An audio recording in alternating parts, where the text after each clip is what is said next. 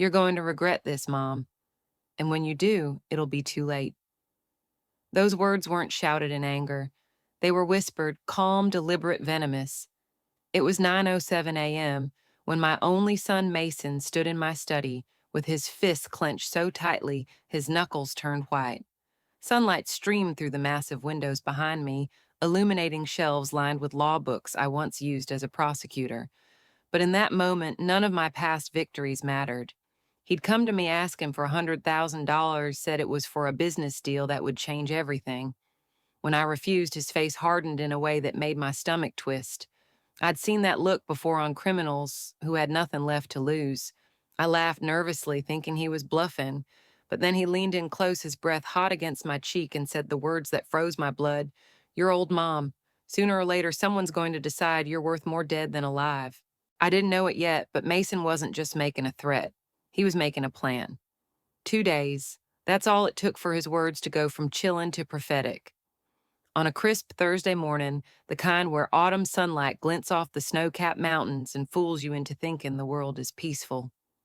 Mason returned, but he didn't come alone. Victoria trailed behind him, her heels clicking on the marble foyer like gunshots in an empty church. She carried 2 steaming cups of coffee on a delicate tray that looked absurd against the raw tension humming in the air. "Amelia, I hope you don't mind us dropping by," she purred, her voice coated in honey but sharp underneath. She moved like a woman who'd rehearsed every step, every glance. Her platinum hair shimmered under the chandelier, perfectly curled. The cream-colored dress hugged her like it had been sewn onto her skin. Everything about her screamed control. I'd never trusted her. From the day Mason introduced us, something about her eyes told me she wasn't here for love. She was here for leverage. "I brought you something special," she added, extending one of the cups toward me. "It's an Ethiopian blend with Madagascar vanilla. Thought you might enjoy trying something new." The smell hit me first, rich, earthy, with an undertone that didn't belong. Almond. Bitter almond. My pulse spiked. Cyanide, no, Amelia. Don't jump to conclusions. But 30 years as a prosecutor had taught me instincts are rarely wrong. I smiled like a woman without a care in the world. "How thoughtful," I said, taking the cup fingers steady, only because I'd perfected the art of pretending. Victoria sat across from me, legs crossed, nails gleaming like polished daggers. Mason lingered by the door, scrolling his phone with unnatural calm. Too calm. She watched me like a cat watches a bird waiting for that first sip. And that's when I knew this wasn't coffee. This was a test I wasn't meant to pass. As she glanced toward Mason for a fraction of a second, I made my move. Swift, silent, I switched our cups. A lifetime of courtroom strategy distilled into one precise gesture. When her eyes returned to me, I raised the cup to my lips, letting the steam fog my glasses just enough to hide the fact that I didn't drink. "This is delicious," I lied. Her smile widened, but her hand trembled slightly as she brought her own cup, my cup, to her lips. She drank deep. The silence that followed was suffocating. Mason kept checking his watch. Victoria kept talking meaningless chatter about family and support, her voice sugary sweet, her eyes cold as glacier ice. 20 minutes later, the act shattered. It started with a cough. Delicate, almost ladylike, then another sharper, deeper, ripping through her chest like a saw blade. Her skin flushed crimson before draining to a sickly gray. She clutched her throat nails, digging into her own skin. "Mason!" Her voice was strangled raw. "Something's wrong." Panic flared in his eyes. Genuine or rehearsed, I couldn't tell. He grabbed her as her body convulsed, coffee spilling across the Persian rug like a dark accusation. "Hospital!" she gasped, wheezing, eyes wide with animal terror. As Mason half carried her toward the door, one thought pulsed in my head like a war drum: that coffee was meant for me. And in that single moment, I understood the truth. My son didn't just want my money. He wanted me dead. The ER doors burst open in a blur of fluorescent lights and antiseptic air. Mason barreled through, clutching Victoria, now limp, gasping, her designer dress soaked in sweat. "Help us," his voice cracked in perfect desperation. "My wife!" "She can't breathe." Nurses swarmed, rolling her onto a gurney, wires and monitors snapping into place with mechanical speed. I followed Silent Heart, hammering, but not from fear for her life, from fear of what this performance meant for mine. Symptoms, a doctor barked. Started 20 minutes ago. Mason stammered, his hand clutching hers like a lifeline. We were having coffee with my mother. Then she just started choking. His eyes flicked toward me just long enough to plant a seed. And the doctor caught it. I saw the calculation behind her gaze before she even spoke. Your family, she asked me. I'm her mother-in-law, I replied evenly. Did you drink the same coffee? Yes, I said. Victoria prepared it. The words hung heavy between us like smoke after a gunshot. 3 hours later, a young detective in a Navy suit walked into the waiting room, notebook in hand, eyes sharp enough to peel paint. Mrs. Grant. His voice was smooth, almost courteous. I'm Detective Harris. We need to talk. They put me in a windowless consultation room, gray walls, metal chairs, the kind of place where truth gets stripped bare. Blood work shows cyanide in her system, Harris said flatly. We're treating this as an intentional poisoning. My fingers tightened around the armrest. Then you know exactly what happened. She tried to kill me and failed.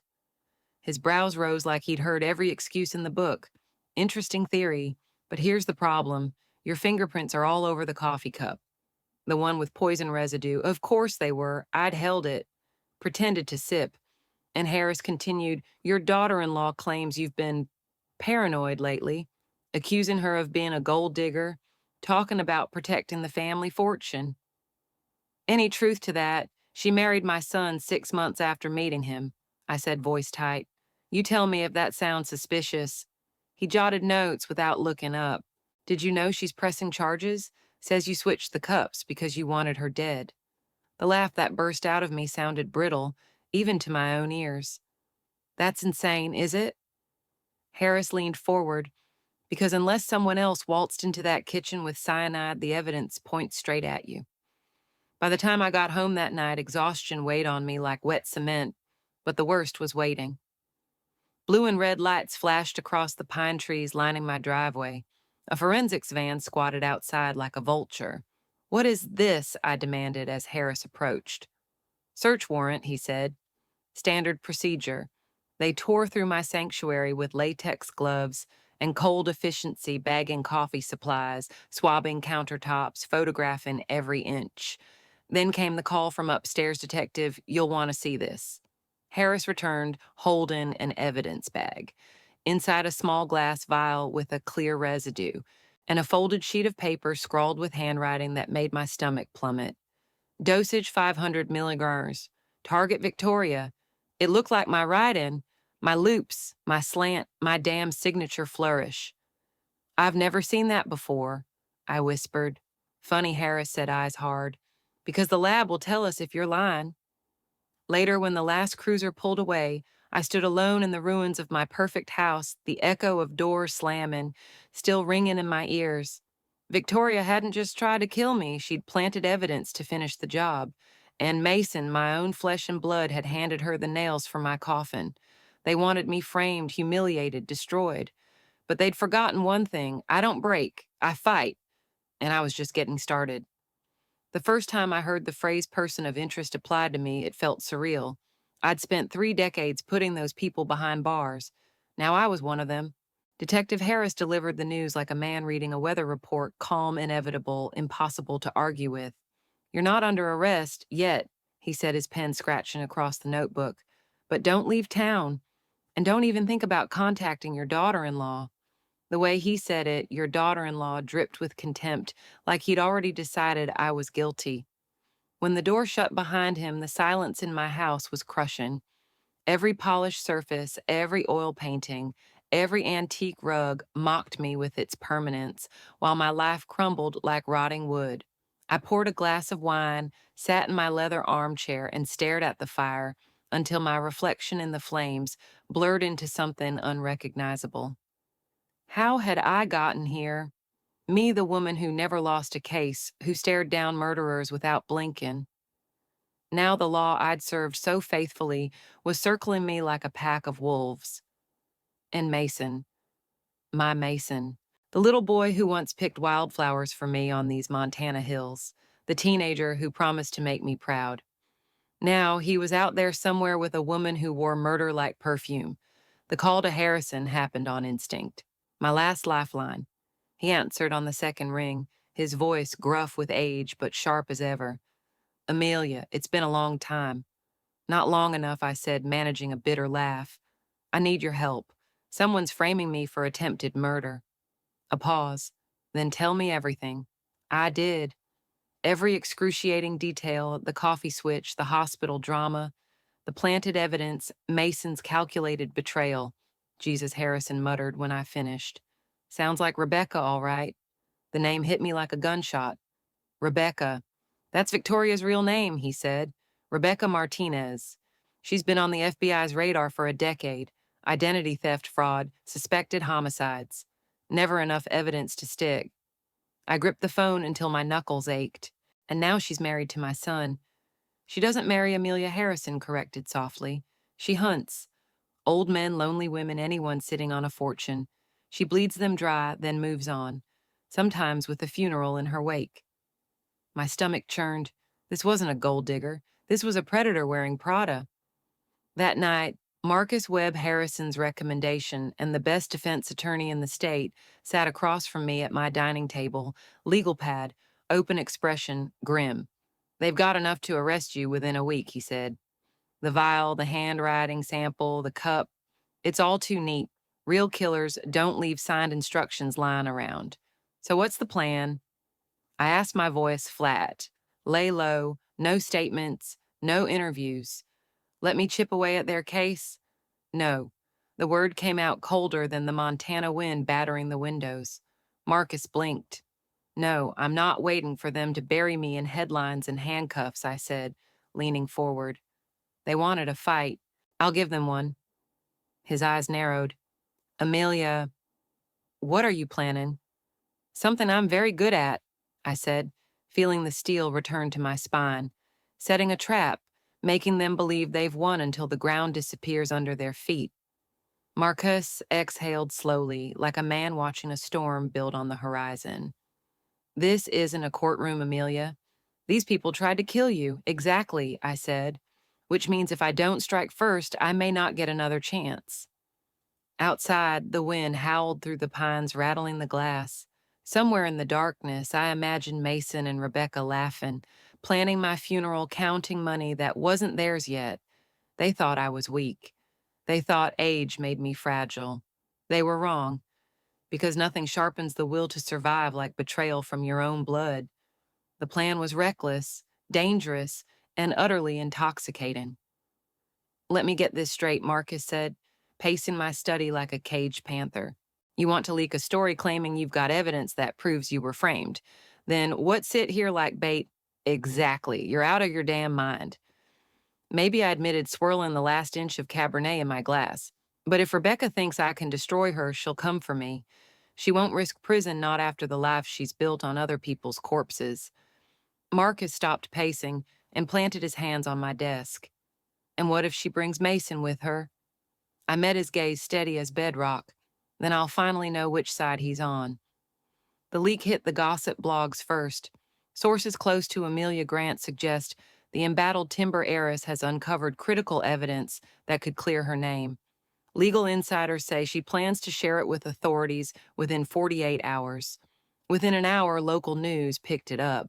By sunset, it was on every major outlet from Missoula to Seattle.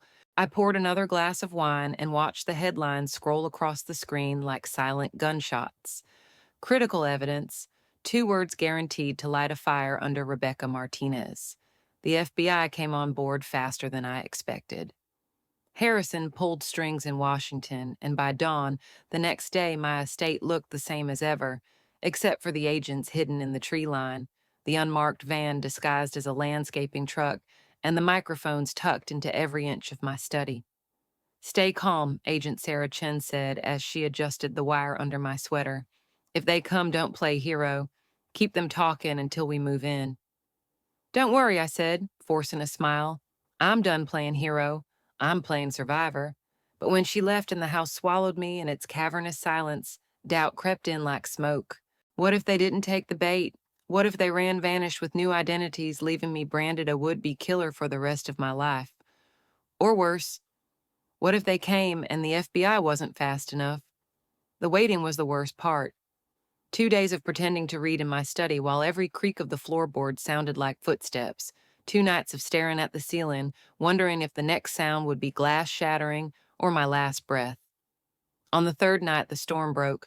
I was halfway through a sentence in a novel I couldn't follow when the motion sensor app on my phone lit up. A red dot blinked near the back of the house. The French doors. Heart thundering, I slid the phone into my pocket and forced my hands to stay loose on the desk. The fire crackled behind me, throwing long shadows across the room. As I heard it, the soft click of the lock, the almost inaudible whisper of shoes on hardwood. Mason stepped in, first moving like a man who'd done this before. Rebecca followed, a dark silhouette framed by the glass, her hand clutching something that gleamed under the lamplight. A syringe. They thought they were hunters. They had no idea the forest was full of wolves. "Hello, Mother." Mason's voice was soft, too soft like snow before an avalanche. I turned slowly in my chair, making sure the terror on my face looked real. Not hard, considering the syringe glinting in Rebecca's hand. "What? What are you doing here?" My voice cracked just enough to sound convincing. "Cut the act," Rebecca said, stepping into the light. Gone was the honeyed drawl, the genteel charm. What stood before me was something cold, feral, lethal. "We know you have something. Where is it I don't lie to me." Her snarl sliced through the room like broken glass. "You leaked to the press. You've got evidence, or you want us to think you do. Either way, you're done playing games." Mason hovered behind her, his jaw tight, eyes darting from me to the syringe. "Just tell us where it is, Mom," he said, almost pleading. "Make this easy." I let my shoulders sag, my gaze flick between them like a trapped animal. "There's nothing. I made it up. I thought if they believed I had proof, they'd dig deeper, maybe clear my name." Rebecca's eyes narrowed, calculating. "She's telling the truth," she said. After a beat, "There is no evidence." "Then why are we here?" Mason demanded. Her smile was a blade. "Because now we know for sure she's got nothing to protect her, which means we finish this." She raised the syringe. "Wait." My voice was barely a whisper. "Before you kill me, I need to know, was any of it real? Did you ever love me, Mason?" His face twisted, pain, anger, shame all tangled in a storm I barely recognized. "Mom, she loves your money." Rebecca cut in, her tone dripping with contempt. "Just like I do. Just like everyone ever did. You were never anything but a wallet with a heartbeat." It was the cruelest truth she could deliver, and exactly what I needed her to say. "Thank you," I murmured, tilting my head just enough for the wire to catch every word. Rebecca frowned. "For what?" "For sealing your own fate." The crash of the front door exploding inward was deafening. FBI hands, where we can see them. Chaos detonated in seconds, boots pounding voices, barking commands, red laser dots dancing across the walls. Rebecca lunged syringe aimed for my throat, but Agent Chen tackled her mid-stride, pinning her to the Persian rug. Mason froze, hands trembling in the air, his face crumbling as steel cuffs clamped around his wrists. "You set us up," he spat, eyes blazing with betrayal. "You tried to murder me," I said. Voice like ice, I just returned the favor. When the agents hauled them out into the howling Montana night, I followed to the porch. Snowflakes spiraled down, settling on Rebecca's perfect hair as they shoved her into the back of a black SUV. She turned once, her gaze locking on mine, a promise, a curse, a silent war cry. But for the first time in weeks, I felt the vice around my chest loosen. The hunt wasn't over.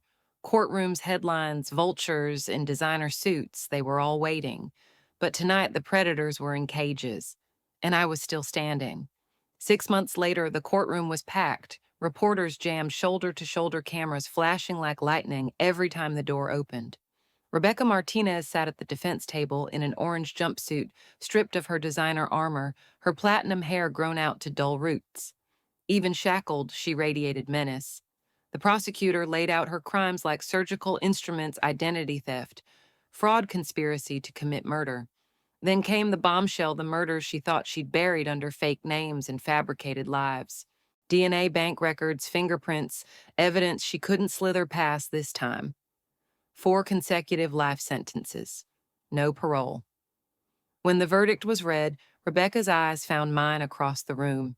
No tears, no breakdown, just a cold reptilian stare that said, "You won this round.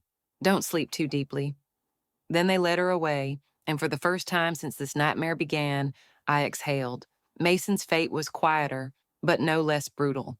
25 years for conspiracy and financial crimes. He didn't look at me as the guards cuffed him. Not once. The boy who used to bring me wildflowers was gone. All that remained was a hollow man who'd gambled his soul and lost. When he sent a letter from county jail full of apologies and excuses, I read it once and fed it to the fire. Some bridges don't burn, they explode. The media frenzy was obscene. Heiress turns tables on killers. Mother outsmarts murderous son. They called me a hero, a survivor, a symbol of resilience. I didn't feel like any of those things. I felt tired, but tired didn't mean broken. With Marcus handling the legal cleanup and Harrison feeding the feds every breadcrumb Rebecca ever dropped, I had time to think about money, about legacy, about the sickness that turns blood into poison when dollars get involved. So I rewrote my will. Every acre of timberland, every share of stock, every last cent of the grant fortune now belongs to the Wild Sanctuary Foundation, a nonprofit dedicated to protecting Montana's forests and the creatures that call them home. Not one dime to Mason, not now, not ever. Tonight I sit by the same fire where this nightmare started, a glass of wine, in hand snow, whispering against the windows. The house is mine again, quiet, safe, scrubbed clean of the ghosts that wore my last name. They thought they could scare me into silence, break me with fear, bury me under lies. They forgot who I am. I am Amelia Grant. I don't break. I don't run. And when the wolves come for me, I don't hide. I sharpen my teeth. Greed is a silent killer. It doesn't strike with knives or guns. It poisons the soul first, then the family. I spent years believing that love was enough to hold blood together, but betrayal taught me otherwise. When money becomes the measure of worth, people stop seeing faces, they see dollar signs. But survival isn't about strength alone. It's about clarity. It's the ability to recognize danger even when it wears your child's smile or speaks in the soft voice of family. It's knowing that self-preservation isn't selfish, it's necessary. This battle cost me pieces of my heart, but it gave me something priceless: freedom from illusions. I learned that boundaries aren't walls, they're shields. And trust, it should be earned, not assumed. Most of all, I learned this: never underestimate yourself, even when the world and your own blood wants you to feel powerless. You may never face a plot as dark as mine, but here's the truth: betrayal often hides in plain sight. Start by protecting your future today. Review your estate plans, safeguard your passwords, and vet those you let into your inner circle, especially when large assets are involved. Document everything. If something feels off, trust that instinct. Fear is often a messenger, not an enemy. And finally, don't fight alone. Build your network before you need it. Lawyers, financial advisors, people who will pick up the phone when disaster knocks. Because when it does, hesitation can cost you everything.